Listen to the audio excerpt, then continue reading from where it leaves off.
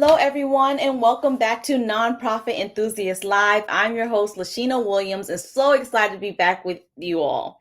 So, last month we spent some time talking about building stronger nonprofit networks, which was an amazing series. And now we're kickstarting a new series on maximizing the impact of Giving Tuesday. Yes, we know that is not until November, but we want to start the conversation now because every year there's someone that says, oh, Giving Tuesday is coming. So we're starting it very early this year. And I'm so excited to kickstart this conversation with a very special guest. We have Arlene Blake. Arlene Blake is a dynamic entrepreneur and sales leader, is renowned for crafting strategies that enhance sales and engage audience. Passionate about teamwork, she specialized in fostering professionals to surpass goals. Arlene founded Women on the Rise International, promoting educational empowerment for women. Over 6 years, she's transformed it into a career advancement hub. And I am so excited that we'll have the opportunity to speak with her, learn more about her nonprofit journey as a whole. Some of Arlene accolades include Orlando Business Journal's Women Who Means Business. Yes, most influential people in Orlando. She's a Leadership Orlando alumni. And was hailed 2022's Women of the Year by Orange Appeal magazine. So I believe Arlene doesn't need no introduction, but I just wanted for anyone that's new to kind of know who we have coming on today. And I'm so excited, Arlene, to have you on our episode today. Thank you for having me. Very excited to be here. Yes. So let's dive in a little. So if you don't mind just sharing how you entered the nonprofit arena and your why. Yeah, so I did not intentionally enter into the nonprofit arena. So no, my story actually starts in 2010. I unfortunately lost my mother to pancreatic cancer. 2014, I lost my father to esophageal cancer. 2015, I lost my mentor. He had Alzheimer's. And in 2015, it was like just a spiral down of negative things. I was on the chopping block for my job. My relationship was a wreck, all of these things happening. And I decided to do something that I had never seen anyone in my family do, and that was go to therapy. And my therapist decided to present to me an opportunity to be a part of a women's therapy group instead of doing the one-on-one sessions. And that was how all of this got started. I recognized the power of bringing women together in a supportive environment where we could talk through things that we were happening. And I was able to come up from the negative situation I was with in my work. And I became like the number one person in the Southeast region for the company that I was working in. I was able to make some changes in my relationship. Like all of these things were great that were happening from me being able to come into a space with other relatable women and for us to support and uplift each other. And my therapist put a calling on me to create something for women to be able to come together on a consistent basis and provide that same kind of energy. And so I put some thought to it. I worked with a business coach and I created this women's conference. And so 123 women showed up.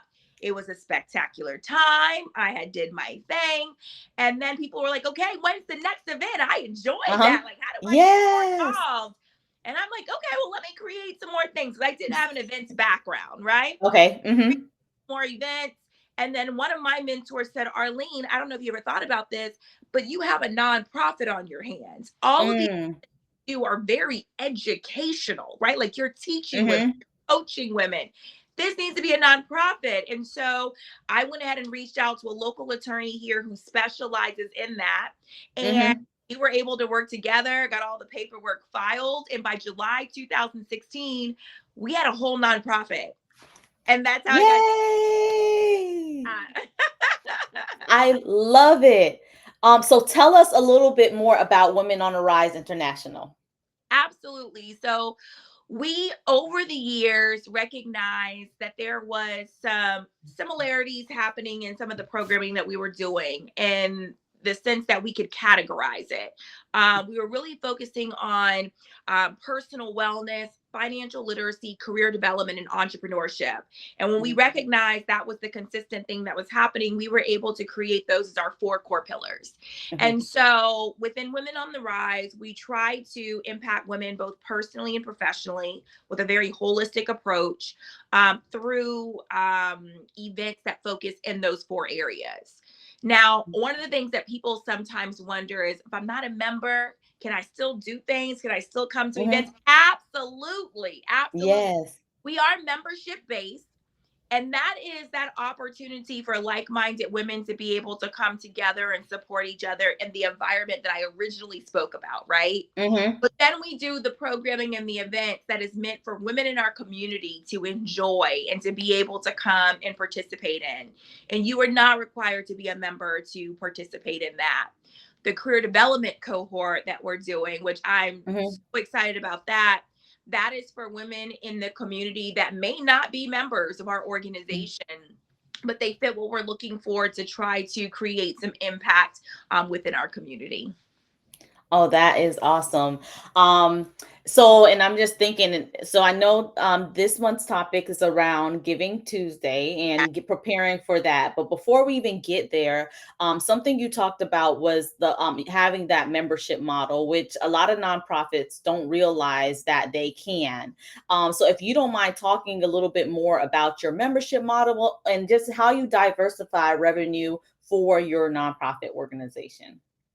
Well, let me just say this. By making the decision to do that, there was no blueprint. And Yep. so it has been a journey, a learning process throughout the years, and just figuring out what makes the most sense. I will Mhm. tell you, focusing on the association model um, Mhm. has been a great way of doing it. So I've had to merge association and like traditional nonprofit, in the spirit of community, activism and so forth, all Mhm. together. And Mhm. interesting, but we make it work. So the great part about it is our membership provides the foundation for our programming, right? Mhm. So if we're doing a large event, a large conference, oftentimes I'll see people struggling to get support to be able to produce that event. Well, we're fortunate enough that our membership becomes Mm. volunteers that makes that happen. Mhm. You're passionate in those areas. So you now have those who are able to service the programming that you're doing. But in addition to that, it's really important that that environment pours into each other. So it's almost like group coaching oftentimes is what we're doing. Mhm. So in our members' minds, they're investing in their own personal and professional development as being a Mhm. member of this organization. They're not Mhm. necessarily always attaching it to the fact that they're supporting a nonprofit, right? But it's Mhm. so that they are developing themselves. And so it has become a revenue stream for us, in Mhm. that sense, to be able to have that in addition to the sponsorships, the partnerships, the investments that we might receive through corporate partnerships in order to do the programming that we do as well. Love it. And I love that you touched on the corporate partnerships because you have some amazing partners. Any best practices you will share with nonprofits on developing those type of relationships and sustaining them over the years? Yeah. So, who girl, this is a topic. Um, so what I will say is you have to make sure that you just start doing whatever it is that Mhm. you want to do and to do it well. Do it. We're now going into Dr. Keita Joy, right? Do you Okay. well and do it Yeah. right? Love it. That is pretty much what needs to happen because these companies they're watching, they're Mhm. seeing who's doing what. They're seeing how you're doing it because they're deciding whether or not they want to attach their name to who you are and what you do, right? Mhm. And so in every partnership that we've had over the years, it's all been about um, you know, them watching us and just seeing how we're able to do things. And they Mhm. always say that same thing. We've been watching you and we want to support you. Or someone else might know the main point person And it might come Mhm. up and they might say, hey, we really want to work on something with women's empowerment. Do you know of someone? And this person now will put their name on the line and say Mhm. women on the rise, because they know we're not going to make them look bad, right? There's Mhm. a level of excellence that we're going to bring to the table in what we're doing. And so Mhm. the partnership happens from there. But then keeping that going is a whole nother thing, right? And so I have to make sure that I'm listening. I'm Mhm. listening to what this company is saying. They want to achieve, they want to accomplish. This is what their goal is. And then I have to figure out how we can be in alignment. How Mhm. can we, through the programs that we do now, be able to support them in what they're doing and allow for us to have some level of synergy to be able to create some level of impact within the community. We are not about creating new things just to do it. In order to get a Mhm. partner, we have to be in alignment. Come on. Yeah. Like that sentence right there. No, seriously, because like, especially like in the newer phases of growing nonprofits, it's easy to just continuously like shift based off of where the funding is coming from, and you lose your identity and who you are as a nonprofit organization when doing that. So when you said like, look, we're not just creating a new initiative because a partner came along and say, hey, I got this great idea. Like, you're making sure that it aligns with the mission of your organization and where you all want to go, if you're going to take on that relationship. 100%. Love Absolutely. it. So yeah, I felt that. Yes. Absolutely. Absolutely. Okay, so let's get into, so Giving Tuesday is coming up in November. Yes. And for nonprofits, that looks different for everyone. Some is just really just emphasizing their story around that time. Some is really trying to, kick off the launch of their campaigns for the end of the year, fundraising campaigns for the end of the year. I would love for you to share what that may look like for you all, and then any tips that you have for organizations around this time.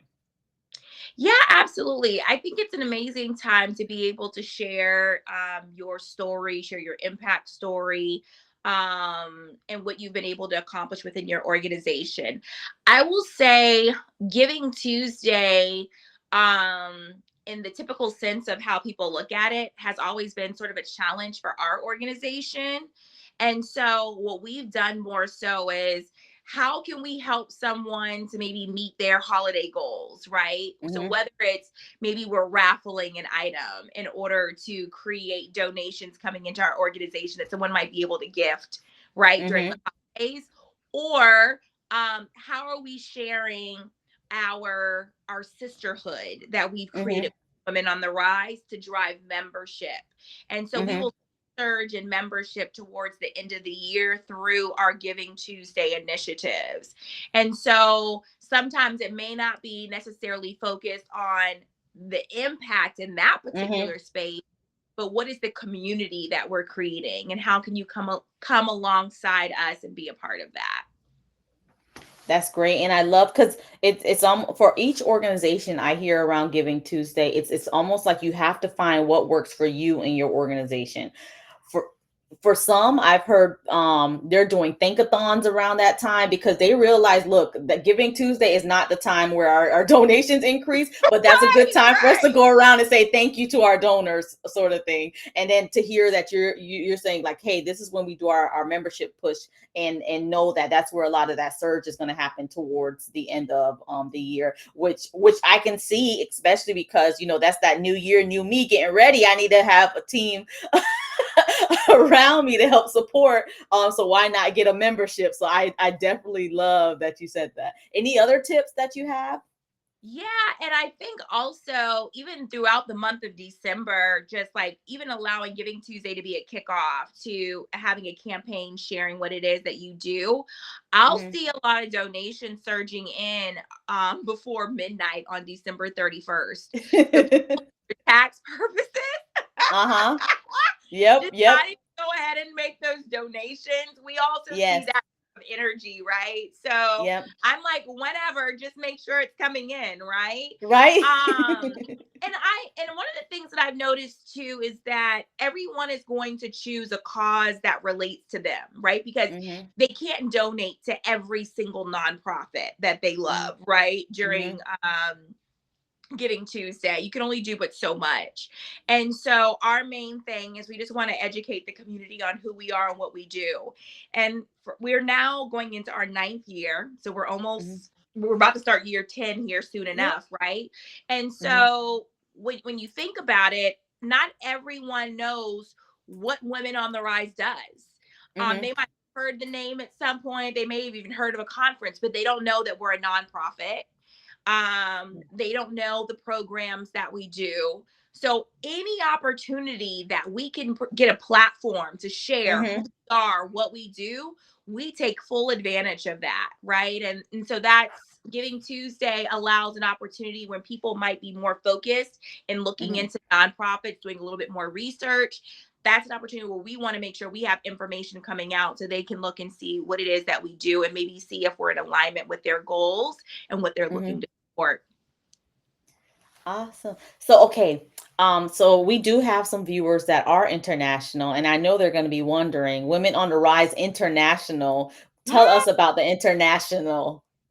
Absolutely. So, one of the goals that we have with Women on the Rise is to do what we do so well that we're able to create a blueprint to then replicate this in other communities, right? Mhm. And so, we want to take this outside of even the bounds of the United States. Mm. We do have members that are in other countries now. And because our Mhm. membership has a virtual platform, so every month, just for members, we Mhm. actually have our virtual meetups. We have AI Canva workshops. We do our masterminds. So we have Mhm. all these different programs that are happening to where anyone in any part of the world can participate. And that's really important because we never know how life is going to change for us. Like even some of our members, they have been in one city at one point and another they're somewhere else and they still want to represent the organization that they've been Mhm. a part of for so many years. And so we wanted to make sure that we were able to embrace that. So that's the part for our organization where international comes in. Yes, love. And I just love your model overall because it's women empowering women. That's and not only that, like these women are also coming back and through that, like supporting the organization's mission. Because you talked about the conference, being able to volunteer there, being able to advocate, and now they're sharing the story of Women on the Rise with others in the community, which increases the reach of Women on the Rise. So it's in rooms that you might not physically be in, but you're like represented like everywhere, which is amazing. Yeah, what's interesting is we'll have, I guess we can call them alum. We have former members, right? Uh-huh. Who may not be active in that Okay. sense, right? Uh-huh. They are still out here promoting Women on the Rise, and I love it, right? Yes. Even if it doesn't make sense for you to be a registered active member at the moment, if you're still out here supporting the cause, that's all that I can ask for, right? Uh-huh. That is a blessing in and of itself. And so I'm blessed that we're able to create that kind of community. Yep. And recently we had one of our members lost her husband in a car Mhm. accident. Mhm. And she just was speaking about this last night. The way we all rallied around her was Mm. a Mhm. testament to who we are as an organization and as a sisterhood. Um, Mhm. I mean, our mantra is we complement, we don't compete. But Mhm. time it was what does it look like for sisterhood? How do we Mhm. show up for each other? And she was talking about the fact she loves to juice. She juices Mhm. every single week. She has not had to juice on her own since her Mhm. died because our Wow. members are still pressing fresh juice to take Oh. her home. She has three little ones under the age of 7, and she would have to go to the Winter Garden Farmers Market, get all her produce, worry about, Mhm. didn't have to worry about any of that, right? Mhm. So oftentimes at this point in our lives, some of us may not know what it looks like to have true friends around us, Mhm. right?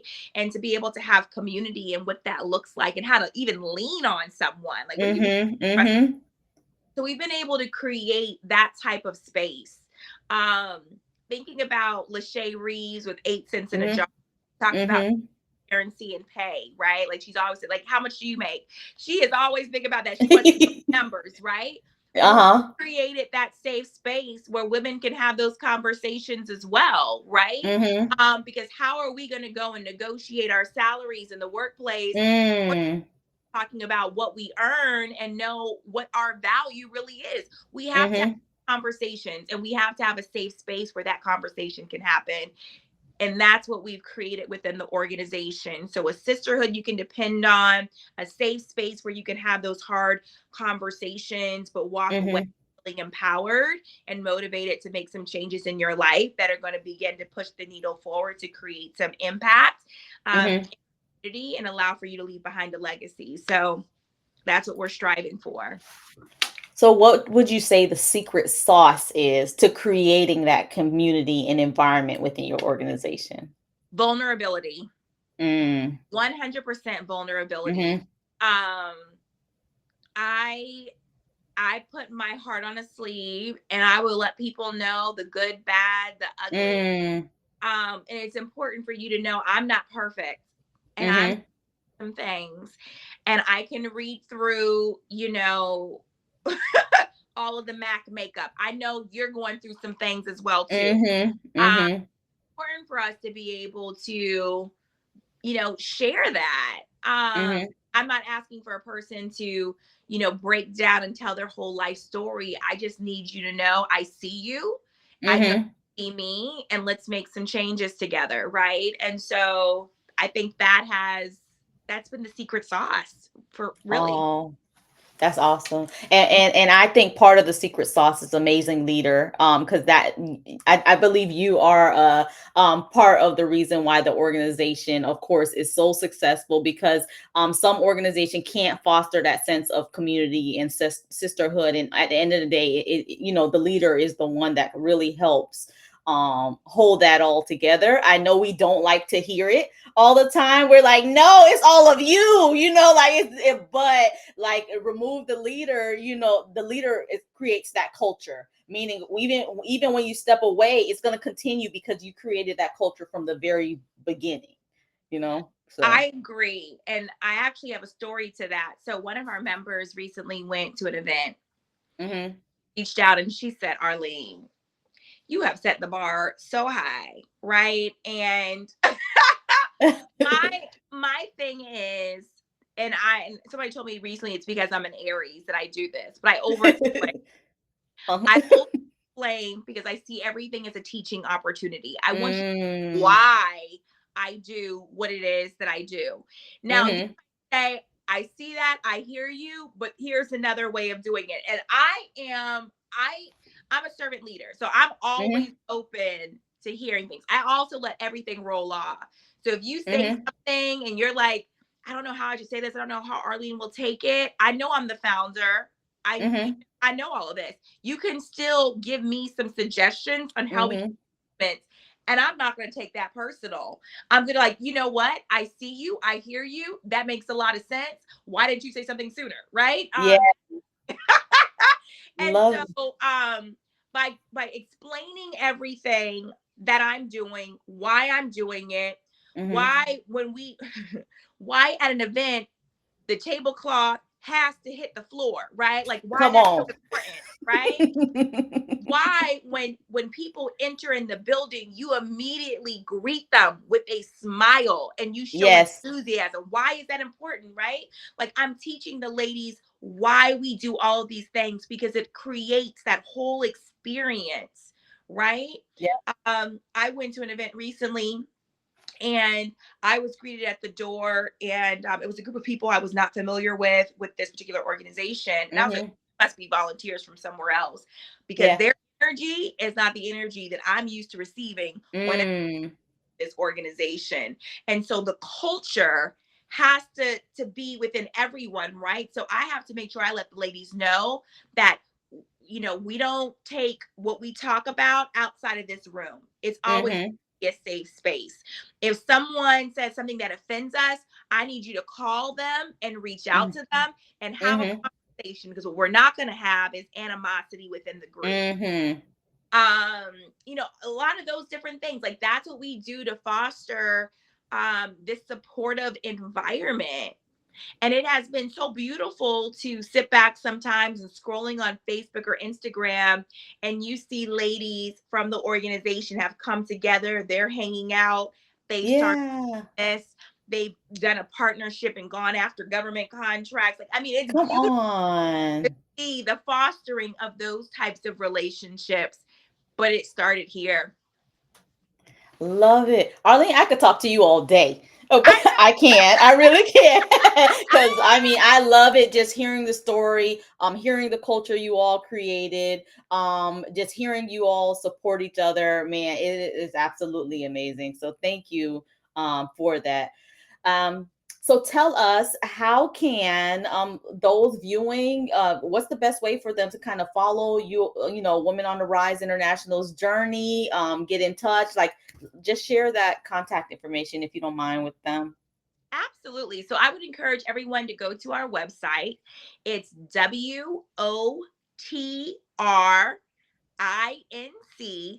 WOTRINC.org.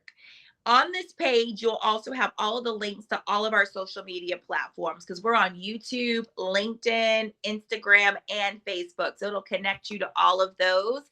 I would also suggest that you sign up for our newsletter. There will usually be a pop up that'll immediately mm, come up and allow for you to put your information. That allows you to be subscribed to our monthly newsletter so you can stay abreast of all that we have going on. And I always say, Women on the Rise, we don't gatekeep. So mm. whenever something is presented to us, that's an opportunity for you to be a part of, let's say, a free cohort that's going on in the community, or an event. We put that information in the newsletter so that you can sign up and you can be active within your community. Love it. Awesome. So thank you for coming on today and spending some time with us. Hoping you'll come back at another point whenever you got some time in your schedule. And we'll see you next time. Sounds good. Thank you so much, Lashina. I appreciate you. Of course. All right, everyone. I hope you all gained some gems like I did, and I will see you all next week to continue this conversation on preparing for Giving Tuesday. See you all. Bye, everyone.